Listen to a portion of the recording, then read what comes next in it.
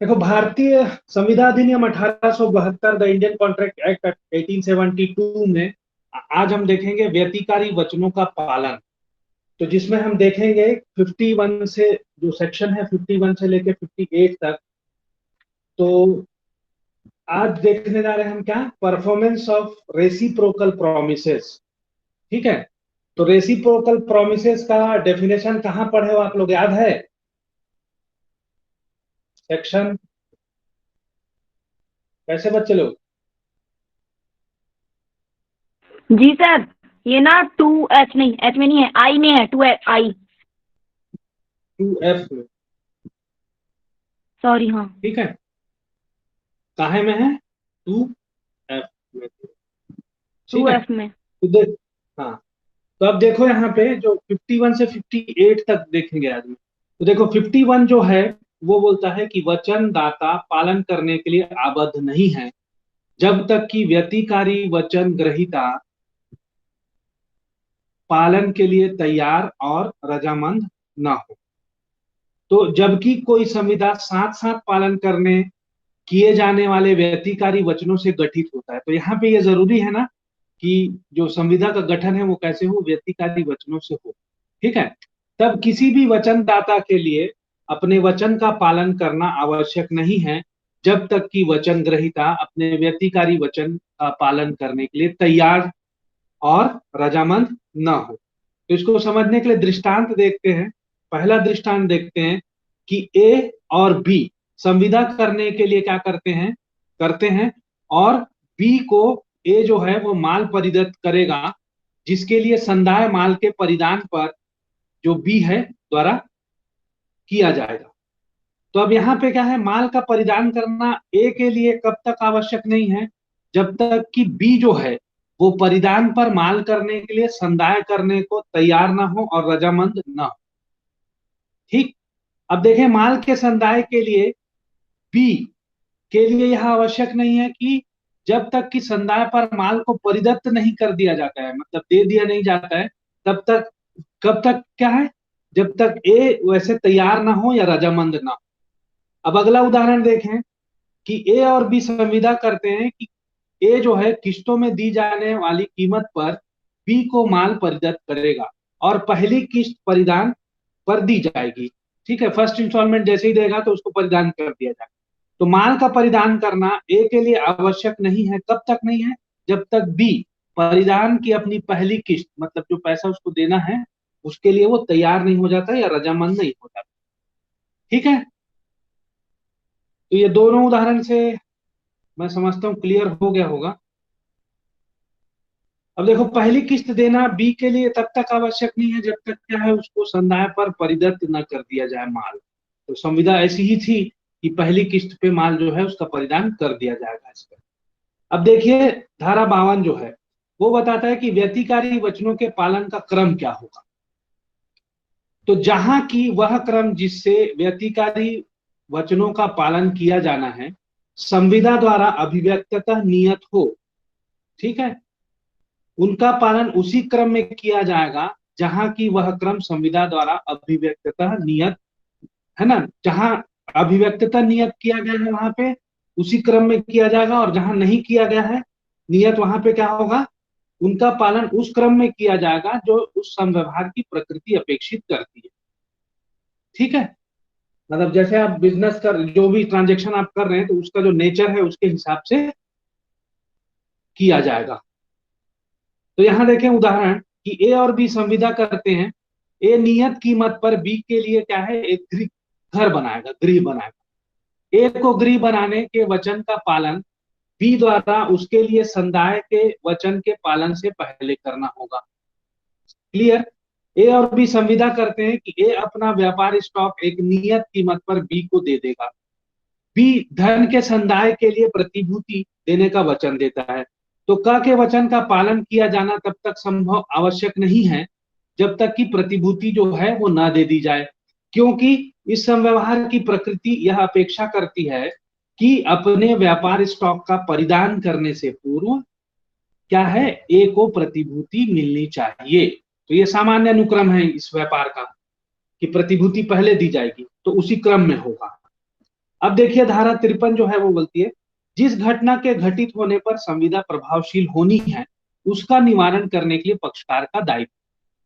ठीक, तो देखिए यहाँ पे कि जब कि किसी संविदा में व्यतिकारी वचन अंतर्वृष्ट हो और संविदा का एक पक्षकार दूसरे को उसके वचन का पालन करने से निवारित करे, तब वह संविदा इस प्रकार निवारित किए गए पक्षकार के विकल्प पर शून्यकरणीय हो जाती है और वह किसी भी हानि के लिए जो संविदा के अपालन के परिणाम स्वरूप उसे उठानी पड़ी है दूसरे पक्षकार से प्रतिकर ले सकता है। तो ये प्रतिकर का यहाँ पे अधिकार हो जाएगा।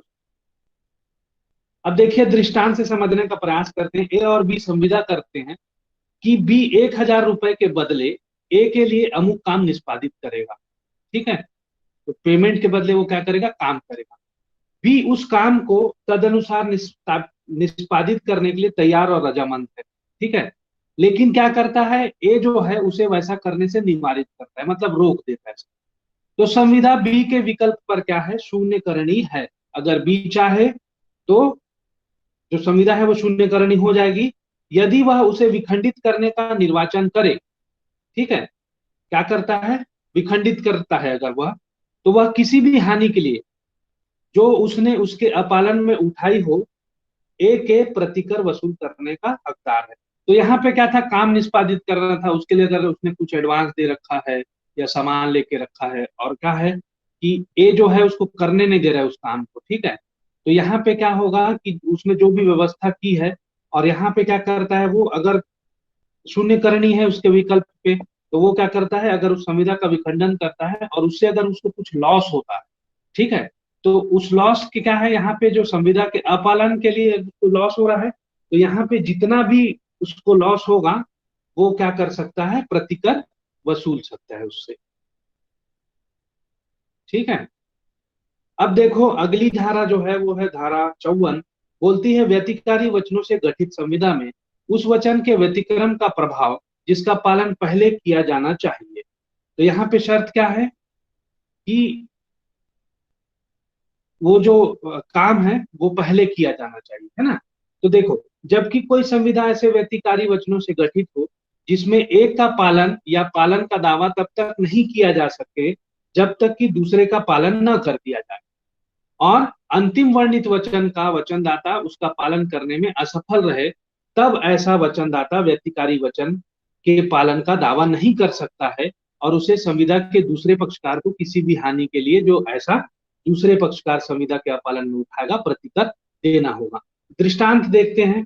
पहला दृष्टांत है कि बी के पोत को ए अपने द्वारा दिए जाने वाले स्थोरा को भरने और कलकत्ते से मॉरिशस तक प्रवहन करने के लिए भाड़े पर लेता है, यहाँ किराए पे लेता है। ठीक है, उसके प्रवहन के लिए बी को अमुक ढुलाई मिलनी है। ठीक है, कोई एक रकम नियत की गई है, तो ए पोत के लिए स्थोरा नहीं देता है।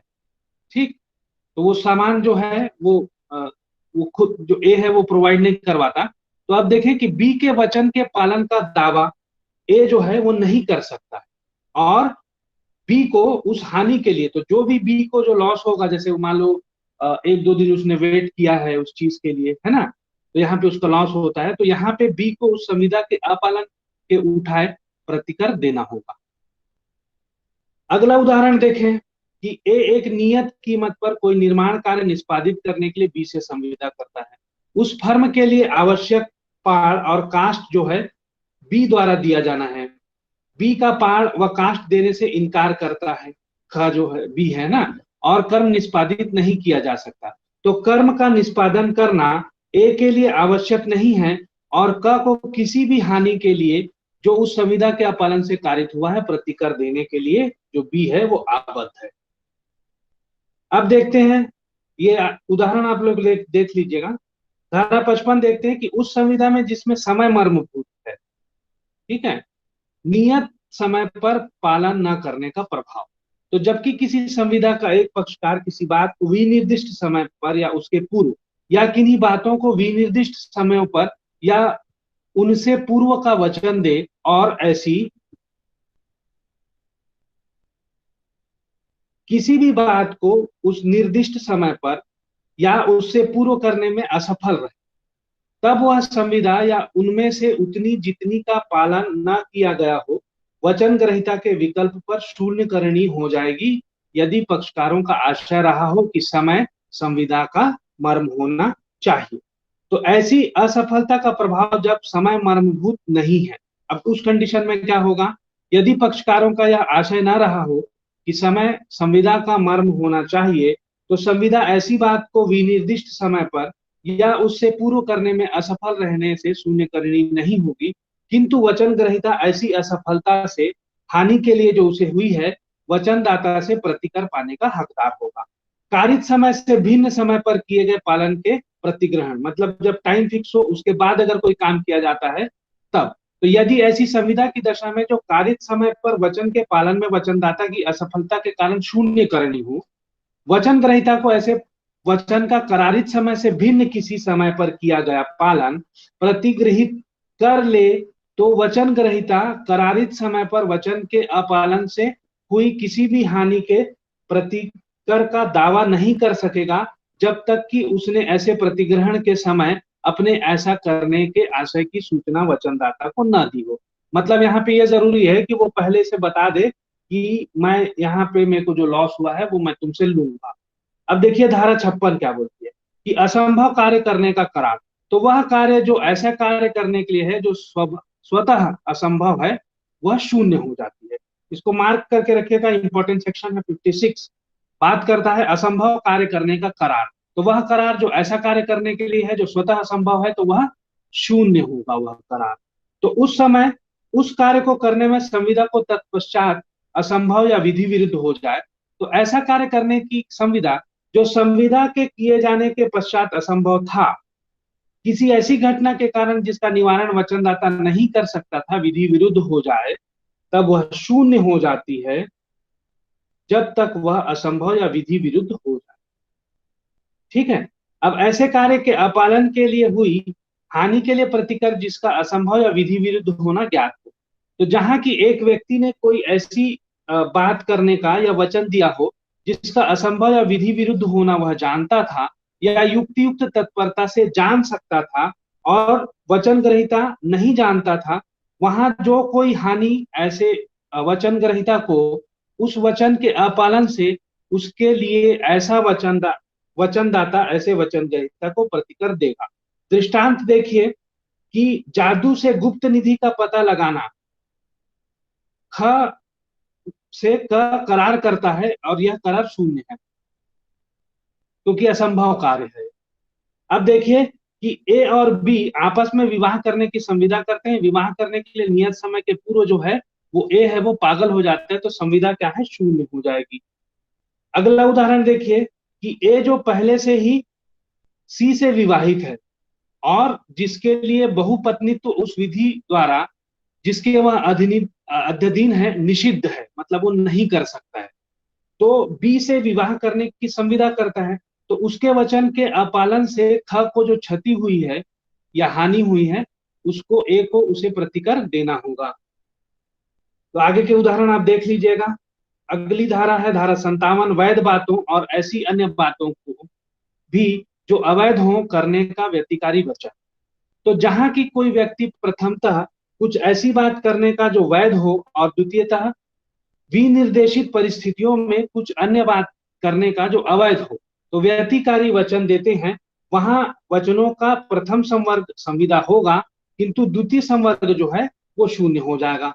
उदाहरण देखें कि ए और बी करार करते हैं कि बी को एक गृह 10,000 रुपए में बेचेगा, किंतु यदि बी उसे एक द्युत गृह के रूप में उपयोग में लाए तो क को उसके लिए 50,000 रुपए देना होगा। तो व्यतिकारी वचनों का अर्थात गृह को बेचने का और उसके लिए 10,000 रुपए देने का प्रथम वचन संवर्ग जो है वो एक संविदा है और द्वितीय संवर्ग एक विधि विरुद्ध उद्देश्य होने के कारण जो है, अर्थात इस उद्देश्य के लिए बी उस गृह को द्युत गृह के रूप में उपयोग लाए, यह वाला जो करार है यह करार शून्य होगा। अब देखते हैं अंतिम धारा इसी क्रम में, अनुकल्पी वचन पर जिसकी एक शाखा अवैध हो। तो ऐसे अनुकल्पी वचन की दशा में जिसकी एक शाखा वैध और दूसरी शाखा जो है वो अवैध हो, तो वैध शाखा का ही प्रवर्तन कराया जा सकता है। उदाहरण से समझने का प्रयास करते हैं कि ए और बी करार करते हैं कि बी को ए जो है वो 10,000 रुपए देगा, जिसके लिए ए को बी तत्पश्चात या तो चावल या तस्करित अफीम परिदत्त करेगा। तो यहाँ पे देखिए जो चावल है ये जो है विधि मान्य संविदा है, और तस्करित अफीम जो है वो क्या है, शून्य करार हो जाएगा। तो इस प्रकार हमने देखा आज धारा 51 से लेकर 58 तक का